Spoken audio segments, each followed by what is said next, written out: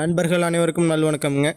நீங்கள் இந்த பதிவில் பார்க்குறது ஒரு நல்ல பெருங்கூட்டான 6 பல் 2ஆம் மெய்த்து ஷோ குவாலிட்டியில் இருக்கக்கூடிய செவலை கிடாரிங்க.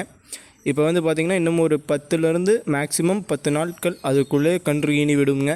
கறவைத்திறன் பார்த்திங்கன்னா நல்ல மிகுந்த கறவைத்திறன், அதாவது அழகிலும் சரி குணத்திலும் சரி கறவைத்திறனும் சரி அனைத்திலுமே நல்லா சாலச்சிறந்ததாக விளங்கக்கூடிய ஒரு செவலை கிடாரிங்க. இந்த கிடாரியை பொறுத்த வரைக்கும் அதனுடைய முக அமைப்பு பாருங்கள், நல்ல ஒரு லக்ஷ்மி கடாட்சமான முகம்ங்க. அதாவது நீங்கள் காலையில் எழுந்தவுடன் உங்களுடைய பார்வையை அந்த மாட்டின் மேலே விழுந்தாலே பார்த்திங்கன்னா அந்த நாளே ஒரு நல்ல எனர்ஜெட்டிக்காக ஒரு வைபாக இருக்குங்கிறது பார்த்திங்கன்னா அந்தளவுக்கு ஒரு தெளிவான முக அமைப்பு, உடல் கட்டமைப்புங்க. நல்ல நிலம் கொட்டுற அளவுக்கு வாழுங்க. அது 4 காம்புகளும் நல்ல சீரான காம்புகள், நல்ல ஒரு ரட்டநாடி உடம்புலிங்க, ரட்டை திமிழில் அனைத்து பிறப்புகளும் நல்ல தெளிவாக இருக்கிறதுங்க. ஸோ கறவைத்திறனும் பார்த்திங்கன்னா கன்றுக்கு போக நேரம் 2.5 லிட்டர், ஒரு நாளைக்கு நீங்கள் 5 லிட்டர் பால் கறந்துக்கலாமுங்க. குணத்தில் பார்த்திங்கன்னா பெரியவர்கள், பெண்கள், குழந்தைகள் என யார் வேண்டுமானாலும் ஈஸியாக ஹேண்டில் பண்ணிக்கலாமுங்க.